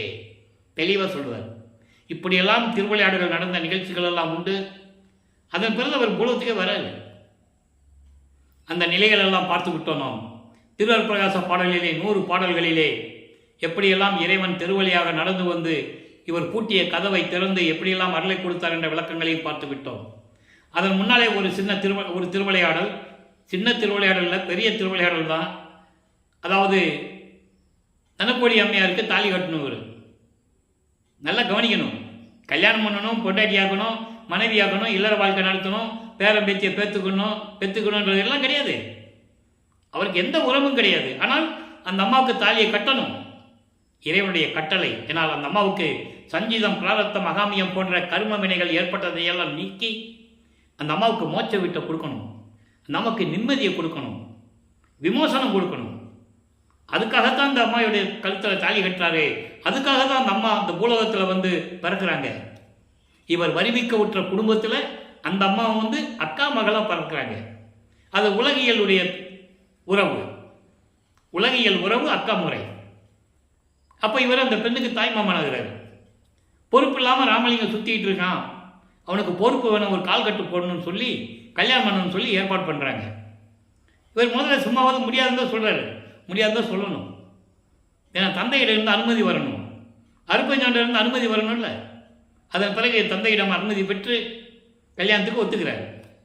ஒத்துக்கின உடனே அங்கே திருமண நிகழ்ச்சியிலே மணமக்களை வாழ்த்துவதற்காக பிரம்மன், திருமால், ருத்திரன், மகேஸ்வரன், சதாசிவம் போன்ற பதத்தலைவர்கள், இந்திரன், தேவகூட்டத்தை சேர்ந்த 18 கூட்டங்கள், சக்திகள், சத்தர்கள், சித்தர்கள், முத்தர்கள், முனிவர்கள், ரிஷிகள் எல்லாமே வந்து வாழ்த்துறாங்க. பாடலிலே கூறியிருக்கிறார், கதையல்ல, கற்பனை அல்ல, வாழ்த்துகிறார்கள். அது மனிதர்களுக்கு அங்கே இருக்கிறவங்களுக்கு தெரியாது இல்லையா? நீங்கள் எவ்வளோ சினிமா பார்த்துருப்பீங்க, புராண படங்கள்லாம் பார்த்துருப்பீங்க. அப்படியே வானத்தில் இருந்த மலர் தூவுறது, அப்படியே பறந்து போகிறது, திடீர்னு வந்து இது அங்கே நிற்கிறது, இப்படிலாம் நீங்கள் பார்த்துருப்பீங்க. அதே நிலைதான் தேவர்கள் வந்து இங்கே வாழ்த்துகிறார்கள். இப்போ தான் அவருக்கு தெரியும் சுத்த சன்மார்க்கம் இருக்கிறது தெரியும், அற்பஞ்சு ஆண்டவர் தான் இறைவனும் தெரியும். இப்போ சமயங்களையும் மதங்களையும் மார்க்கங்களையும் சொல்லப்பட்ட அந்த நெறிகளையெல்லாம் விடணும். அப்போது அந்த அம்மாவுக்கு இந்த மாதிரி தாலி கட்டி திருமாங்கல்யம் பூட்டி அந்த அம்மாவுக்கு மோட்ச விட்ட காட்டிய பிறகு இவர் பற்றுகளை துறக்கிறார். இயற்கையாகவே பாசங்களை நீக்குதல். இறைவனுடைய 8 குணங்களில் இது 5வது இடம். ஏற்கனவே 4 இடங்களை கடந்து வந்துட்டார். சரியை கிரிய யோக நிலைகளெல்லாம் கடந்துட்டார். ஏற்கனவே சொல்லியிருக்கேன், சரியை என்பது உருவ வழிபாடு. அதாவது தான் நினைத்த கர்த்தாக்களை, அந்த சமயத்தினுடைய தலைவர்களை உருவகப்படுத்தி வணங்குவது. அதே உருவத்திற்கு வேள்வி வளர்த்து மந்திரங்களை சொல்லி சிவாய நம, நமச்சிவாயா, சிவசிவாய் என்று சொல்லி வணங்குவது. அந்த சடங்குகளை வைத்து சங்கற்ப விகற்பங்களை வைத்துக் கொண்டு வணங்குவது. சைவ சமயத்தின் அடையாளமாக திருநூறை பூசிக்கொள்வது, உத்தராட்சி மலை போட்டுகிறது, காதில் பூ வச்சுக்கிறது, எல்லா நிலைகளும் உண்டு. அப்போ இந்த நிலைகளை கடந்து விட்டார். கிரிய நிலையை கடந்துட்டார், யோக நிலையை கடந்துட்டார். இப்போ சுத்த சன்மார்க்கத்தை வாங்கணும். இனிமே நமச்சிவாயா சிவபெருமான் சொல்லக்கூடாது, சொல்ல மாட்டார். நிலைகள் மாறி போச்சு. இப்போ சுத்த சன்மார்க்கம் வாங்க போகணும். இனிமேல் அற்புதஞ்சதை தான் சொல்லணும். அப்போது இந்த நிலைகள் இருக்கும்போது கதவை பூட்டிட்டார். இருக்கிற ரூமில் கதவை பூட்டி தாப்பா போட்டார். இனிமேல் எங்கேயும் போக போடுறதில்லை. திருவொற்றியூர் சரி, திருவள்ளியத்தில் சரி, எதுக்கு போகணும்? இறைவன் வரட்டும்னு சொல்லி பூட்டிட்டாரு. இப்போ வல்லப்பமான் அவர்கள் 4வது இறுதியில் இருந்து கொண்டிருக்கிறார். 32வது ஆண்டில், 27வது ஆண்டில் கல்யாணம் நடக்குது. 32வது ஆண்டில் வெள்ளாடை அணிந்து முக்காடு போட்டு வீட்டுக்குள்ளே இருந்து ரூம்பை பூட்டி அதாவது தாப்பா போட்டார். கதவை பூட்டி தாப்பா போட்டார். காரணம், தந்தை வர வேண்டும். இது இறைவனுக்கு தெரிந்தது. சுத்த சிவஞான வெளியிலிருந்து அருப்பஞ்சாண்டவர் பூலோகத்திற்கு எழுந்தருளுகிறார். மகன் இருக்கின்ற தெருவிலே நடந்து வந்து சொல்லுவார், அழகா சொல்லுவார் பாடலில், என் தந்தை கால் வலிக்க நடந்து வந்து, எப்படிப்பட்ட திருவடி தெரியுமா? அப்படிப்பட்ட திருவடி காலில் பதிஞ்சு கல்லையும் முன்னிலையெல்லாம் நடந்து வந்து, கால் சிவக்க நடந்து வந்து, கால் வலிக்க நடந்து வந்து, நான் இருக்கும் இடத்தை தேடி வீட்டு கதவை திறந்து, அவர் தான் வந்து திறக்கணும், இவர் திறக்க முடியாதுல. வீட்டு கதவை திறந்து ஒரு காலை உள்ள வச்சு ஒரு காலை வெளியே வச்சு எப்படியெல்லாம் அருளை கொடுத்தார் என்பதை நாம் பார்த்து விட்டோம். 100 பாடல்களில் பார்த்துட்டோம். அதன் பிறகு பிரசாத மாலையிலே அங்கே வந்து, மகனை இனிமேல் உனக்கு திருநீர் தேவையில்லை. எல்லாரும் கேட்பாங்க, இவர் அடியார் வேடத்தில் வந்து எல்லாருக்கும் திருநீர் கொடுத்துட்ருப்பார். யார்? அற்புதஞ்சாண்டவர். மற்றவங்களுக்கு தெரியாது, இவருக்கு தெரியும். இவரும் போய் கை நீட்டி திருநீர் கேட்பார். இனிமேல் உனக்கு தேவையில்லை மகனே, உன் தேகத்தை பார். உன் தேகம் திருமண தேகம், திருநீர் மனம் வீசக்கூடிய தேகம். இனிமேல் உனக்கு திருநீர் தேவையில்லை, பிடித்துக்கோன்னு சொல்லி ஒரு சுடர் மணப்பூ, அருள் மணப்பூ, செழு மணப்பூ, ஒவ்வொரு பூவாக கொடுப்பதை சொல்லுவார். அந்த ஒவ்வொரு பூவும் ஒரு அருளை கொண்டது. ஞான தேகம், புராண தேகம், சுத்த தேகம், தத்துவங்களை எப்படி நிகரம் பண்ணுறது. அதான் ஏமசித்தி. ஏமசித்தியை வாங்கிட்டாரு. பிரசாத பத்தி மலையில் ஏம சித்தியை வாங்கிட்டாரு. அப்போ இப்போ சாகா கல்வியும் சுத்த சன்மார்க்கத்தை வாங்கணும். தத்துவங்களை நிகரம் செஞ்சிட்டாரு, இங்கேயே உலகத்திலேயே செஞ்சிட்டாரு. நீ கடவுள் நிலையிலிருந்து அம்மையமாகணும். அது எப்போ ஆகுதுன்னா சித்திவளாக போன பிறகுதான் அந்த நிலை அம்மையமாகுது என்பதை கடவுள் வந்து இவரோட கலந்துக்கணும். அருப்பெருஞ்சாண்டவர் கலந்து இவரும் அருப்பெருஞ்சோதி ஆண்டவராயிடணும். ஏன்னா இறைவன் ஒருவன் தான் இருக்க முடியும், 2 பேர் சொல்ல முடியாது. அதனால்தான் இறைவன் வல்லப்பெருமானோடு தன் மகனோடு பிரிந்த சக்தியோடு 56 ஆண்டுகள் பிரிந்த சக்தியோடு மீண்டும் இணைந்து அருப்பெருஞ்சோதி ஆண்டவராகிறார் என்பதை நீங்கள் புரிஞ்சுக்கணும். அப்போ 33ஆவது ஆண்டு தொடக்கத்தில் நேராக தத்துவங்களை கடந்து, அந்தங்களை கடந்து, அண்டங்களை கடந்து வெளிகளை கடக்கிறார். பரவெளி, பரம்பர வெளி, பராபர வெளி, பெருவெளி, பெருசுகவெளி, இப்படி பல வெளிகளை கடந்து அங்கே சத்தியஞான சபைக்கு சென்று கொண்டிருக்கிறார். சுத்த சிவஞான வெளியில் இருக்கின்ற சத்தியஞான சபை. அந்த சத்தியஞான சபை தான் அதே வடிவத்தில் இங்கே நமக்கு அருளினார்கள் என்பதை இங்கே பதிவு செய்ய நான் கடமைப்பட்டிருக்கிறேன். நிறைய இடங்களில் சொல்லியிருக்காரு. அப்போ இந்த நிலையில் இருக்கும்போது இப்போ வல்லப்பெருமானவர்கள் 5வது இருந்து கொண்டிருக்கிறார். ஐயட்ட 40 33வது ஆண்டிலிருந்து 40 ஆண்டுகளுக்குள் என்ன நடந்தது என்பதை, அந்த 8 ஆண்டுகளில் என்ன நடந்தது என்பதை திருவருட்பாவின் பாடல் மூலமாக நாம் தெளிவாக பார்த்து விட்டோம். அதனுடைய ஒரு சுருக்கம். இப்போ அங்கே பறந்து போயிட்டு இருக்கிறாரு. அங்கே சத்தியஞான சபைக்கு வெளியே தேவர்கள் முதல்ல போறாரு. எப்படி 13வது ஆண்டில் திருவொற்றியூருக்கு முதல்ல போனாரோ அதே போன்று 33வது ஆண்டில் முதல்ல அங்கே போறாரு. அங்கே தேவர்கள், முனிவர்கள், ரிஷிகள், பிரம்மன், திருமாலாம் வெளியே தான் நிற்கிறாங்க. இவர் பார்த்து அப்படியே தயங்கி நிற்கிறாரு. என்ன எல்லாம் வெளியே நிற்கிறாங்க? அங்கே இருக்கிறவங்க சொல்கிறாங்க, தேவர்கள் சொல்கிறாங்க, முதல்ல தேவர்கள் தான் நிற்கிறாங்க. அங்கே தேவர்கள் சொல்கிறாங்க, சாமி நீங்கள் போகலாம் சாமி, நீங்கள் தான் தகுதியானவர் உள்ளே போகிறதுக்கு, அங்கே வெளியே தான் நிற்க முடியும். அந்த படிக்கு கீழே தான் நிற்பாங்க. படியில் கூட கால் வச்சு சேர முடியாதவங்க படிக்கு கீழே தான் நிற்கணும். ஏனென்றால் புலையும் கொலையும் தவிர்த்தவர்கள் தான் சத்தியஞான சபைக்குள் போக வேண்டும். அவங்கெல்லாம் கொலை குற்றவாளிகள் என்று சொல்வார் வல்லப்பெருமான். போர் புரிந்து கொலைகள் செய்தவர்கள் அவங்களாம் சத்தியஞான சபைக்குள்ள போக முடியாதுன்னு சொல்லுவார். போருக்குரியார் மாலையன் போகி மற்றும் புங்கவர்கள் யாருக்கும் அறியார் எனக்கு எளியராகி மாலையிட்டார், ஈர்க்கும் புகுதாத முளை மதத்தை இன்னும் தவித்தார்கள் அடி. காமத்தை கூட விடலையா? இன்னும் ஒரு தென்னங்குச்சியில் ஈர்க்கும் புகுதாதன்னு ஒரு தென்னங்குச்சி அளவுக்கு கூட காமத்தை இன்னும் விடலையாம். நீங்கள் புராணங்களில் பார்த்துருப்பீங்க, படிச்சிருப்பீங்க, சினிமாங்களில் பார்த்துருப்பீங்க. இந்த பிரம்மனும் திருமானும் ருத்திரனும் இந்திரனும் பூலோகத்துக்கு வந்து எப்படியெல்லாம் திருவிளையாடல் செய்தார்கள். அவங்க செய்ததெல்லாம் திருவிளையாடல் இல்லை, லீலைகள். அவங்க செஞ்சதெல்லாம் லீலைகள். தெளிவாக சொல்லுகிறார். அந்த அணுக்கள் எல்லாம் தவம் இருந்து இறைவனுடைய அருள் ஒளியால் சிறிதளவு அருளை பெற்றுக்கொண்டு இந்த வையகத்துக்கும் வானகத்திற்கும் மனம் போனபடி திரிந்தவர்கள். புத்தர் முதல் சொல்றாரு, பேர் வச்சு சொல்றாரு. புத்தன் முதல் தெளிவாக சொல்றாரு. அருகர் புத்தர் என்று சொல்லுவார். அருகர் என்பது இறைவனால் அனுப்பப்பட்ட இந்த பூலகத்திற்பட்ட கர்த்தாக்கள், இறைவனால் அனுப்பப்பட்டவர்கள் என்றெல்லாம் சொல்லுவார். ஆக இந்த நிலையில் இருக்கும்போது அவங்க யாரும் சத்தியஞானத்துக்குள்ள போக முடியாது. இவர்தான் படியேறி உள்ளே செல்லுகிறார். தந்தை மகனை வரவேற்கிறார். மகனை இந்த ஆடைகளை களைந்துவிட்டு புனித நீராடி புத்தாடை அணிந்து அணிகலங்களெல்லாம் அணிந்து மங்கள கோலத்துடன் வருவாயாக, சபலம் செய்து வருவாய் என்று கூட சொல்லுவார். சபலம் என்பது சேவிங் செய்கிறது, முக சவரம் செய்வது. நல்ல பல இருக்கணுமா மகன், அப்போதான் அவருக்கு சந்தோஷமா இருக்குமா அவங்க அப்பாவுக்கு, அப்படியே சொல்லுவார். அதன் பிறகு மங்கள கோலத்துடன் மகனை வரவழைத்து இருக்கையிலே அமர வைத்து பிரபஞ்சம் காணும்படி வானவர்கள், முனிவர்கள், ரிஷிகள் எல்லாரும் பார்க்கும்படி தன் மகனுக்கு மணிமுடி சூட்டுகிறார். 2 நாளிகைக்குள் அந்த வேலை முடியுது. 2 நாளிகை என்பது 1 மணி நேரம், ஒரு நாளிகை என்பது 24 நிமிடங்கள். ஆக இந்த நிலையிலே மணிமுடி சூட்ட பெற்ற பிறகு மகனை சுத்த சன்மார்க்கத்தை பெற்றுக்கொள், இனிமேல் இது உன்மார்க்கம். அதனால்தான் சுத்த சன்மார்க்கம் என் மார்க்கம் என்று கூறுவார். சுத்த சன்மார்க்கத்தை பெற்றுக்கொள்ளுகிறார். தெளிவாக பாடலிலே சொல்லுகிறார். இதை யாரும் மறுக்க முடியாது என்பதை இங்கு தெளிவுபடுத்துகிறேன். ஏனென்றால், ஏன் அந்த வார்த்தையை சொல்லுகிறேன் என்றால், சில பேர் நினைப்பாங்க இதெல்லாம் சும்மா அவர் ஏதோ பேசிட்டு இருக்காருன்னு நினைப்பாங்க. அதுக்காக சொல்கிறேன்.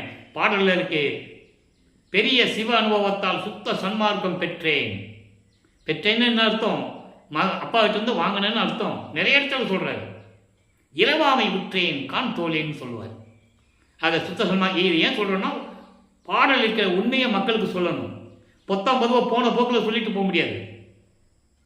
4 வருஷமாக பேசிகிட்டு இருக்கேன், மக்களுக்கு விளக்கம் சொல்லிகிட்டு இருக்கேன்.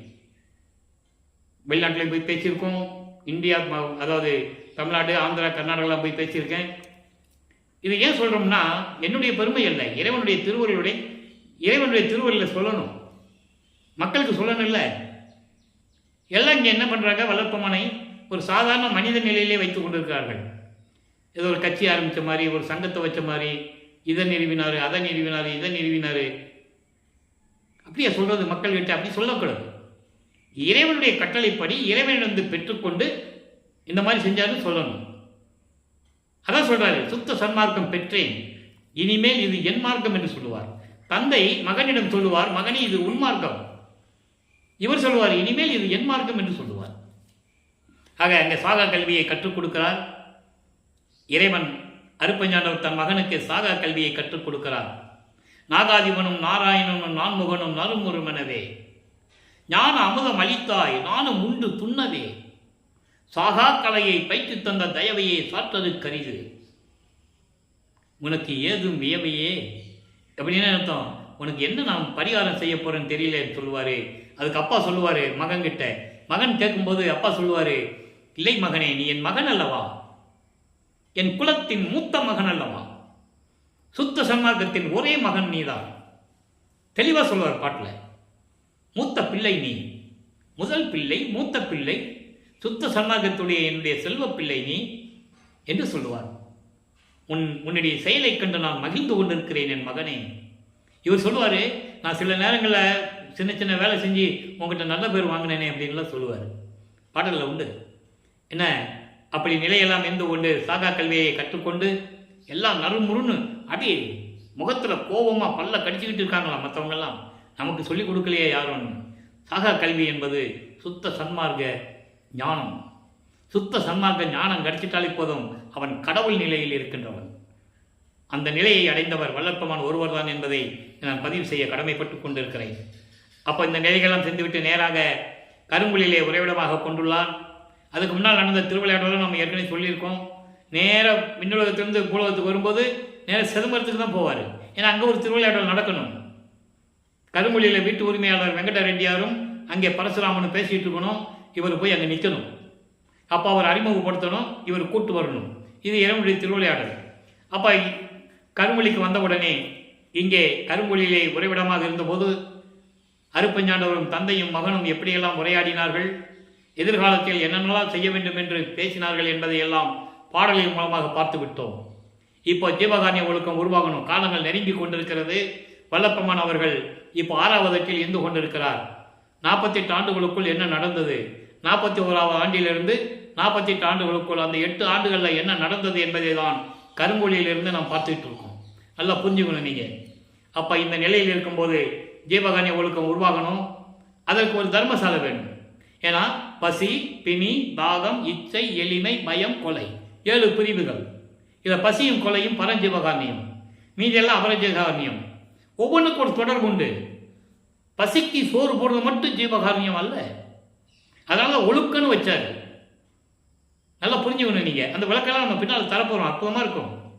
பசிக்கும் பிணிக்கும் தொடர்பு உண்டு. பிணிக்கும் தாகத்துக்கும் பசிக்கும் தொடர்பு உண்டு. பசிக்கும் கொலைக்கும் தொடர்பு உண்டு. இந்த விளக்கெல்லாம் நம்ம பின்னால் பார்க்க போகிறோம். மனசில் வச்சுக்கோங்க. இப்போ ஜீவகாருண்ய ஒழுக்கம் உருவாகுது. 7 பிரிவுகளில் நமக்கு சொல்லியிருக்காங்க பெருமான் அவர்கள். அது தர்மசாலையை விட்டு கிளம்பி சித்திவளாக போகிற நேரத்தில் உங்களுக்கு இந்த விளக்கம் வரும். இப்போ தர்மசாலையை நிறுவ வேண்டும். ஏற்கனவே பார்வதிபுரம் மக்களிடம் பேசியபடி அவர்கள் கொடுத்த இனத்தை பெற்றுக்கொள்ளுகிறார்கள் நமது பிள்ளை பெருமான் அவர்கள். ஒரே நாளிலே 23/5/1867 ஆண்டு தர்மசாலையை ஒரே நாளிலே நிறுவி அன்றே அணைய அடுப்பை மூட்டி இனிமேல் இந்த அடுப்பு அணையாது என்று சொல்லி அன்றே உணவை சமைத்து பசியோடு வருகின்றவர்களுக்கு பசி ஆற்றிக் கொண்டிருக்கிறார் நமது பிள்ளை பெருமான் அவர்கள். இந்த நிலைகள் தொடர்ந்து கொண்டிருக்கும் போது அங்கே சங்கராச்சாரியார் வந்தது. சமஸ்கிருதம் தான் தாய்மொழி என்று கூற நமது பிள்ளை பெருமான் அவர்கள் சிரித்து கொண்டே இருந்துட்டு போகட்டுமே, தந்தை மொழி வேணால் இருந்துட்டு போகுது, தமிழ் மொழி தந்தை மொழி இருக்கட்டும், தந்தையும் தாயும் இருக்கட்டுமே. அப்புறம் அவருக்கு சில அற்புதங்கள் நிகழ்ச்சிகளை காட்டி அவருடைய ஆணவத்தை அடக்கி சங்கராச்சாரியார் வல்லற்பமானிடம் சரணடைந்தார். இப்படி நிகழ்ச்சிகள் எல்லாம் நடந்தது. அதன் பிறகு 1869 ஆண்டு நீதிமன்றத்திலே ஆறுமுக நாவலார் வழக்கு பதிவு செய்கிறார். முத்துசாமி ஐயர் என்ற வழக்கறிஞரை நியமித்து வடலூரிலே ராமலிங்க பிள்ளை என்பவர் எந்த கல்லூரியிலையும் படிக்காமல் புலவர் பட்டம் பெறாமல் தமிழ் இலக்கியங்களையும் கற்றுக்கொள்ளாமல் பாடல்களை எழுதி கொண்டிருக்கிறார். தவறாக எழுதி கொண்டிருக்கிறார். அவங்களுக்கு இவர் இறைவன் தெரியாது. இப்போ எல்லாருடையும் பெற்றவர், இறைவனுக்கு ஈக்குவலா அருப்பஞ்சனுடைய மகன் அவர் நினைச்சா என்ன வேணாலும் பண்ணலாம். அந்த அருள் எல்லா அருளையும் பெற்றுக்கொண்டார். 3 தவிர அருப்பஞ்சோதியை வாங்கணும், திருவருள் செங்கோலாட்சியை வாங்கணும், இறைவன் இவரோட வந்து கலந்துக்கணும். இது 3 தான் சித்தி வளாகத்தில் நடந்தது. கொடியேற்றினது பேர்வதி சம்பந்தம் அங்கே. அதுக்கப்புறம் விளக்கம் நம்ம அங்கே தரப்போகிறோம். இப்போ இப்படி அருளை பெற்றவரை ஒரு சாதாரண மனிதனாக என்று நினைத்தார்கள். உடன் இருந்தவர்கள், அவரை சுற்றி இருந்தவர்கள், அணுக்க தொண்டர் என்று சொல்லப்பட்டவர்கள் எல்லாமே கூட தானே இருக்கிறாங்க. கல்பட்டையா ஒருத்தருக்கு தான் தெரியும் இவர் இறைவனுடைய மகன் என்று. கல்பட்டையா அவர்களுக்கு ஒருத்தருக்கு தான் தெரியும். அவர் பேர் ராமலிங்கம் தான். அதனால ராமலிங்கன் கூப்பிட்டா கன்ஃபியூஸ் வந்துடும்ல 2 பேருக்குள்ள. அதனால கல்பட்டையான்னு கூப்பிட்டாங்க. கல்பட்டு என்பது அவர் பிறந்த கிராமம். கல்பட்டிலை கிராமத்தில் பிறந்த அவர் சிவபெருமானிடம் அருளை பெற வேண்டும் என்பதற்காக தமம் இருந்தவர். உண்ண உணவின்றி உடுக்க உடையின்றி அப்படியே எலும்பு தோளுமாயி கண்ணில் மட்டும்தான் உயிர் இருக்கான். இதெல்லாம் இறைவன் கொடுத்த விளக்கங்கள். எவ்வளோ புக்கு புத்தகங்கள்லாம் எழுதியிருக்காங்க. நமக்கு இறைவன் கொடுத்த அறிவுறுத்தலின்படி நம்ம சில விஷயங்கள் சொல்கிறோம். அது ஏற்றுக்கொள்வதும் ஏற்றுக்கொள்ளாததும் உங்களுடைய சுதந்திரம். சரியா? அப்போது எனது மகன் வருவான், உன்னை ஆட்கொள்வான் என்று சிவபெருமான் அசீரியர் வாக்கில் கூற, உடனே மகனிடமிருந்து தகவல் சொல்ல, இவர் அங்கே மாட்டு வண்டியில் போனார். நிற்பார், அவ்வளோதான். பல ரூபங்களில் இங்கேயும் இருப்பார். தர்மசாலையில் வேலை நடந்துட்டு இருக்கு, அங்கேயும் இருப்பார். பல இடங்களில் இருக்கக்கூடிய தகுதி பெற்றவர், அருளை பெற்றவர் நமது பிள்ளைப்பெருமானவர்கள். அவர் தொட்ட உடனே எந்திரிச்சு உட்கார்ந்து கூட கூட்டு வந்துடுறார். அவருக்கு மட்டும்தான் தெரியும் வல்லப்பெருமானவர்கள் இறைவனுடைய மகன் என்று. அவரிடமும் சாசனம் வாங்கியாச்சு, அடிமை சாசனம் வாங்கியாச்சு. வெளியே சொல்ல முடியாது, அவராலையும் சொல்ல முடியாது. மற்றவர்களெல்லாம் இவரை ஒரு துறவி என்றார்கள், பாடலாசிரியர் என்றார்கள், வசனகர்த்தா என்றார்கள். இப்படிதான் சொல்லிட்டு இருக்காங்க. இன்னும் சொல்லிட்டு இருக்காங்க. மேடையில் பேசும்போது நீங்கள் கேளுங்க. நான் காதால் கேட்டவன். உண்மை, அத்தனை உண்மை, சத்தியம். அவர் ஒரு தமிழ் துறவி என்றெல்லாம் சொன்னார்கள். இறைவனுடைய மகன் என்று யாரும் சொல்லவில்லை. அது ஒரு பக்கம் இருக்கட்டும். அந்த விளக்கங்கள் பேசணும், நிறைய நம்ம பேசணும். நமக்கு நேரம் பத்தாது. நம்ம உண்மையை பேசுவோம். பாடல்களில் என்ன சொல்கிறாரு? இப்போ வழக்கு போட்டாச்சு. சாதாரண மனுஷன் தானே, கோர்ட்டுக்கு வரட்டும், பார்த்துக்கலாம். வழக்கு போட்டாச்சு, விவாதம் நடக்குது, விசாரணை நடக்குது.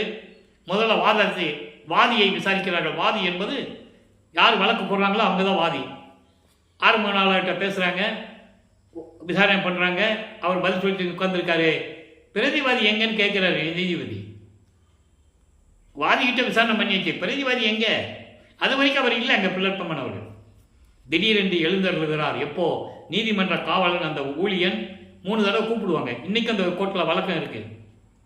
பேர் வச்சு 3 தடவை கூப்பிடுவாங்க.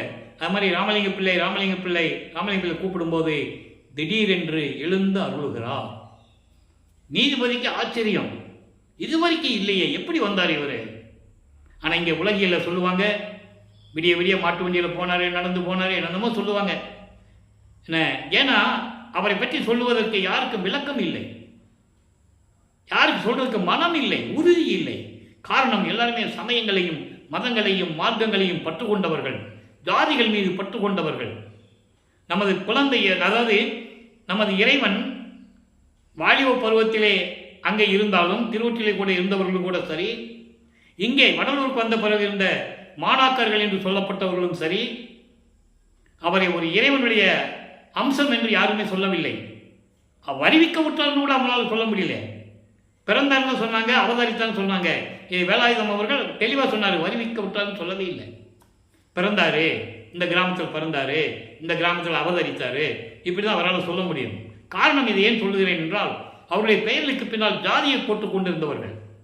நல்லா புரிஞ்சுக்கணும். இந்த கான்செப்டை யாருமே மேடையில் பேசாதனால தான் இவ்வளவு சிக்கல். கூட இருந்தவங்களை ஜாதி மீது பற்று கொண்டுள்ளவர்கள். முதலியார் என்றும் பிள்ளை என்றும் கவுண்டர் என்றும் இப்படியெல்லாம் பேருக்கு பின்னால் ஜாதி பெயர்களை போட்டுக் கொண்டிருந்தவர்கள். அதனால தான் ஆறுமுகனால தைரியமாக கேஸ் போட்டார், யாரும் வல்லப்பமானுக்கு சப்போர்ட்டாக போக மாட்டாங்கன்னு. ஆனால் நீதிபதிக்கு வல்லப்பமானவர் காட்சி கொடுக்கிறார், அவர் உணர்கிறார். திருவற்பாவை மறுப்பா என்று அறிவிக்க முடியாதுன்னு சொல்லி வழக்கை தள்ளுபடி செய்கிறார். காரணம், வேற பார்த்தவொன்னே அவர் எந்திரிச்சு நிற்கிறார் நீதிபதி. எந்திரிச்சுன்னா இங்கே இருக்கிறவங்களாம் எந்திரிச்சு நிற்கிறாங்க. எந்திரிச்சு நின்னாங்க, வழக்கு தள்ளுபடி ஆச்சுன்னு சொல்றது எப்படி நம்ப முடியும்? நீங்கள் யோசிச்சு பாருங்க. ஒரு வழக்கு போட்டவுடனே எந்திரிச்சு நின்னா வழக்கு தள்ளுபடி ஆகுமா? ஆகாது. விசாரணை நடக்கணும், உணரணும், நீதிபதி உணரணும், விசாரணை நடக்கணும். எது உண்மைன்னு நீதிபதிக்கு தெரியும்ல. ஆக அந்த மகத்தான தீர்ப்பை நமது இறைவன் பெற்றுக்கொண்டு, நம்ம இறைவன் சொல்கிறோம், அவங்களுக்கு இறைவன் தெரியாது. சாதாரண ராமலிங்க பிள்ளை பரதேசின்னு தான் சொல்லுவாங்க. ராமலிங்க பரதேசி வடலூரில் ஒருத்தர் இருக்கிறார் அப்படின்னு தான் சொல்லுவாங்களாம். இவரே கையெழுத்து அப்படி தான் போட்டார். நல்லா புரிஞ்சுக்கிட்டீங்க, பரதேசி என்பது இறைவனுடைய பிள்ளை என்ற அர்த்தம். அவர் தவறான வரி அல்ல அது. பரதேசி என்பது இறைவனால் ஆட்கொள்ளப்பட்டு இறைவனுடைய மகன் என்று பொருள். அவர்தான் பரதேசி. ஆக இந்த நிலையில் வரும்போது இங்கே மறுபடியும் தர்மசாலையிலே வந்து அமரும்போது உத்தரஞான சிதம்பரம் மாலை உருவானது, நடராஜபதி மாலையும் சர்க்குரி மாலையும் மணிமாலையும் உருவானது. அந்த பாட்டுடைய விளக்கத்தை எல்லாம் பார்த்து விட்டோம். இப்போ லைவாக பார்க்க போகிறோம். இப்போ இறைவனை எப்படி கூப்பிட்றாரு, பூலோகத்துக்கு எப்படி கூப்பிட்றாரு. காலங்கள் நெருங்கி கொண்டு இருக்கிறது. 48 வருஷம் முடிய போகுது. நீ 3 வருஷம் தானே பாக்கி இருக்கு. ஞானம் மருந்துன்ற பதிகத்திலே இருந்து பார்க்க போகிறோம். எளிமையான வரி தான், ஆனால் விளக்கம் பெரியது. நான் ஏற்கனவே சொல்லியிருக்கேன். ஞான மருந்து என்பது அருப்பெருஞ்சோதி ஆண்டவர். 6வது பாடல், நாதாந்த நாட்டு மருந்து பர ஞானவேலியில் நடிக்கும் மருந்து. எவ்வளவு அற்புதமான ஒரு வரி தெரியுமா அன்பர்களே? நான் தமிழ் இலக்கணம் இலக்கியம் கற்றவன் அல்ல. இறைவன் கொடுத்த விளக்கத்தை தான் உங்களுக்கு சொல்லிட்டு இருக்கேன். 6 திருமறைக்கு நான் விளக்கம் எழுதியிருக்கேன் இறைவன் அருளால். நாதாந்த நாட்டு மருந்து என்பது சுத்த வெளியை கடந்த மருந்து. அப்போ சுத்த வெளிக்கு அப்புறம் சுத்த சிவஞான வெளின்னு ஒன்று இருக்கு. அதங்க சொல்றாரு, நாதாந்த நாட்டு மருந்து சுத்த சிவவெளியை கடந்த மருந்து பரஞான வெளியில் நடிக்கும் மருந்து. பரஞான வெளி என்பது சுத்த சிவஞான வெளி. இது சுத்த வெளி. நாதாந்த மருந்து என்பது சுத்த வெளியில் இருக்கின்ற இறைவன் அந்த வெளியை கடந்து சுத்த சிவஞான வெளியில் இருக்கின்ற இறைவன் அங்கதான் திருவிளையாடல் செஞ்சிட்டு இருக்கிறார். சுத்த சிவஞான வெளியில் திருவிளையாடல் செய்யும் மருந்து நடிக்கும் மருந்து. நடிக்கும் மருந்து என்பது திருவிளையாடல் செய்வது. அந்த திருவிளையாடலை நம்ம பார்த்துட்டு இருக்கோம். போதாந்தத்திற்கு எய்தும் மருந்து. போதாந்தம் என்பது மெஞ்ஞான நிலையில் இருக்கின்ற இறைவன். நான் ஏற்கனவே ஞானத்துக்கும் மெஞ்ஞானத்துக்கும் விளக்கம் கொடுத்திருக்கேன். ஞானம் என்பது அந்தந்த சமயங்களிலும் மதங்களிலும் மார்க்கங்களிலும் இருந்து கொண்டு அந்தந்த சைவத்தில், அதாவது அந்தந்த சமயங்களுடைய தலைவர்களை பற்றி பாடி அவர்களுடைய அருளை பெற்றுக்கொண்டு முத்தி அடைவது. அதான் ஞானம். அதில் வந்தவர் தான் சிவனடியார்கள். அங்கே வைஷ்ணவத்தில் ஆழ்வார்கள் என்று சொல்லுவார்கள். இப்படியெல்லாம் அவங்களாம் ஞானம் பெற்றவர்கள், இல்லைன்னு சொல்ல முடியாது. ஆனால் மெஞ்ஞானம் கொண்டவன் யார்? சுத்த சன்மார்க்கத்தை பெற்றவன். அதான் மெஞ்ஞானத்தில் இருக்கின்ற இறைவன் என்னுள் பொன்னடி காட்டி புணர்ந்த மருந்து. என்ன வார்த்தை தெரியுமா? பொன்னடி. பொன்னடி என்பது ஆடுகின்ற சேவடி. ஆடுகின்ற சேவடி என்பது இடது காலை ஊன்றி வலது காலால் நடனமாடுவது. நல்லா புரிஞ்சுக்கணும். நீங்கள் இந்த விளக்கம் உனக்கு எப்படி தெரிஞ்சதுன்னு நீங்கள் என்ன கேட்கக்கூடாது. அது இறைவன் கொடுத்த விளக்கம். நீங்கள் எந்த புராணங்கள் எந்த ஒரு அகரையில் பார்த்தாலும் கிடைக்காது. அதனால தான் ஆடுகின்ற சேவடிக்கை ஆளானேன் என்று கூறுவார். இடது காலை ஊன்றி வலது காலால் தன் மகனுக்கு நடனமாடிய காட்டிய அருப்பெருஞ்சோதி ஆண்டவர். அதனால்தான் அருப்பஞ்சாண்டவருக்கும் நடராஜனுக்கு இருக்கிற டிஃப்ரென்ஸு. அவர் வலது காலை ஊனி இடது காலை தூக்கி இருப்பார் நடராஜன், இல்லையா? அவன் சைவ சமயத்தின் தலைவன், சிவபெருமான் சமய தலைவன். இவங்கெல்லாம் ஒரே பேர் உடையவங்க தான். பல பேரில் தெரிஞ்சுக்கிட்டு இருந்தாங்க, அவ்வளோதான். நல்லா புரிஞ்சுக்கணும். பல பேர்களை தெரிஞ்சுக்கிட்டு பல இடங்களில் திருவிளையாடல் செஞ்சுக்கிட்டு இது சமயங்களையும் மதங்களையும் மார்க்கங்களையும் சார்ந்து இருந்தார்கள். அதானே உண்மை. அதனால தான் மக்கள் வழிபட்டு கொண்டு இருந்தார்கள். அது அவங்களுடைய சுதந்திரம். ஆனால் சுத்த சன்மார்க்கத்தை வந்தால் இப்படி தான் இருக்கணும்னு ஒரு நெறி இருக்கு இல்லையா? அதை தான் நம்ம பார்த்துக்கிட்டு இருக்கோம். பொன்னடி காட்டி புணர்ந்த மருந்து. அந்த மாதிரி திருவடியை காட்டி, ஆடுகின்ற சேவடியை காட்டி, எனக்கு மாளாத யாக்கையை கொடுத்து என்னுடன் கலந்த இறைவன் என்று சொல்லுகிறார். அந்த வரிக்கு இவ்வளவு விளக்கம் இருக்கு. இன்னும் நிறைய சொல்ல வேண்டியிருக்கு. ஆனால் நமக்கு நேரம் பத்தலை. இப்போ 147வது பதிகம் அனுபவ மாலை 66வது பாடல் எப்படி சொல்றார் பாருங்க. நான் ஏற்கனவே சொன்னது போல தன்னை மனைவியாகவும் இறைவனை கணவனாகவும் வர்ணனை செய்து, என கணவன் மனைவியும் புணர்ந்து கொள்ளுகிறார்கள், கலந்து கொள்ளுகிறார்கள். அப்போ அப்படிதான் சொல்லணும். அப்பதான் காதல் இனிக்கும். அப்படி நிலையில் சொல்றாரு, தூங்குக நீ என்கின்றாய், தோழியிடம் சொல்லுவது போல சொல்கிறார். தூங்குக நீ என்கின்றாய், தூங்குவேனா? எனது துறை வரும் ஓர் தருணம் இதில் தூக்கம்தான் வருமோ? எங்க அவர் தூங்கினாரு? இல்லை. எங்க அவர் சாப்பிட்டாரு? இல்லை. ஒரு தாயின் கருவறையிலேருந்து அவர் எதுவும் சாப்பிடல. ஆனால் ஒரு இடத்துல சொல்லுவார், அதை நான் இதற்கு முன்னால் இருந்த நிலையில் நான் உண்ட உணவெல்லாம் அமுதமாயிற்று. அப்போ அவருக்கு சுத்த சன்மார்க்கம் தெரியாது. அருப்பஞ்சாண்டவர் திருவிளையாடல் செய்கிறாரு. வீட்டுக்கு போனால் யாரும் சாப்பிட சொல்லுவாங்கல்ல, அப்போ சாப்பிடுவார். சாப்பிட்ற மாதிரி தெரியும். ஆனால் அந்த சாப்பாடு அந்த உணவு அமுதமாயிற்று என்பதை சுத்த சன்மார்க்கம் பெற்ற பிறகுதான் கூறுகிறார். பாடல் உண்டு. அதான் சொல்றாரு, தூங்குக நீ என்கின்றாய், தூங்குவேனா? எனது துறை வருகின்ற நேரம் வந்து விட்டதே, தூக்கம்தான் வருமா? இங்கு இனி நான் தனித்திருக்க வேண்டும் ஆதலினால் என்னுடைய தூக்கம் எல்லாம் நின்னுடையதாக்கி. மனதில் சொல்றாரு. மனசு என்ன சொல்லுது? தூங்க போகலாமா அப்படின்னு கேட்குது. நமக்கு தூங்க போகிறோம்ல, அப்போ மனம் சொல்லி தானே தூங்க போகிறோம். புரிஞ்சா உங்களுக்கு? அப்போ மனம் சொல்லுது நீ தூங்க போன்னு சொல்லுது. நான் எப்படி தூங்குவேன்? என் துறை வருகிறாரு, எனக்கு எப்படி தூக்கம் வரும்? நீ என்ன பண்ணுற? என்னுடைய தூக்கத்தை நீ எடுத்துக்கோ, நின்னுடையதாக்கி. இப்போ என்னுடைய தூக்கத்தை நீ எடுத்துக்கோ, நான் தூங்க மாட்டேன், நான் தனித்து இருக்க வேண்டும். எனது கணவர் வருகிறார், நான் அவனோடு கலந்து அவனை கட்டி அணைத்து நான் கொஞ்சம் குழாவ வேண்டும். நான் எப்படி தூங்குவேன்? என் தூக்கத்தை நீ எடுத்துக்கோ, நீ போய் தூங்கு, மனதிடம் சொல்லுகிறார். சொல்லிட்டு ஏங்களற புறத்தே போய் தூங்குக நீ தோழி, நீ வெளியே போயிரு, என்னை விட்டு நீ வெளியே போயிரு, என்கிட்ட வேண்டாம். நான் நிம்மதியாக இருக்கணும், நீ நிம்மதியாக வெளியே போய் தூங்கு. ஏங்களற புறத்தே போய் தூங்குக நீ என் தோழி. இதுக்கு என்ன அர்த்தம்னா, இந்த பாடலின் மைய கருத்து என்ன?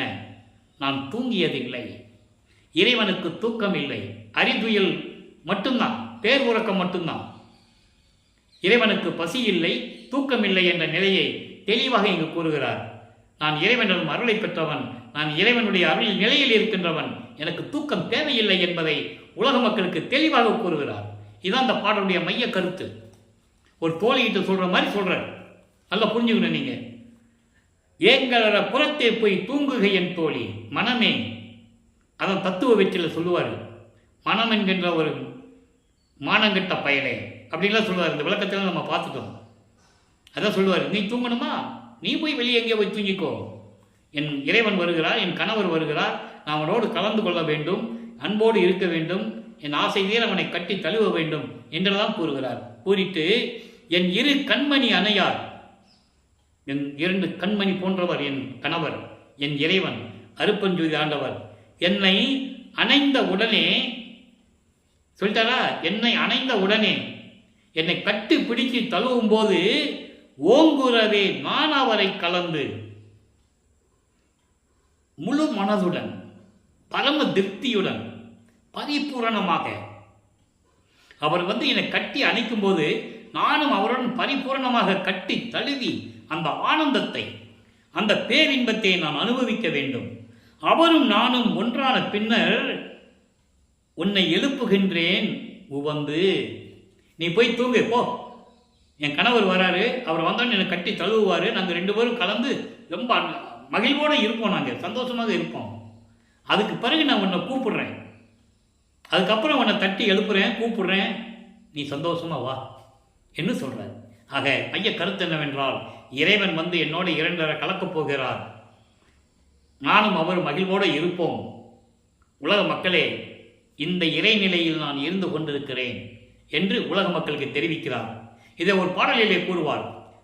அதாவது தனித்திரளங்கள் 110வது பதிகம் தனித்திரளங்கள்ல 46வது பாடலில் சொல்லுவார், நான் தானானான், தான் நான் ஆனான், நானும் தானும் ஆனோம், ஒன்றானோம். அதை இங்கே சொல்றாரு. நான் அவரை கலந்து அவரும் நானும் ஒன்றான பின் உன்னை எழுப்புகின்றேன் என்று சொல்லுகிறார்.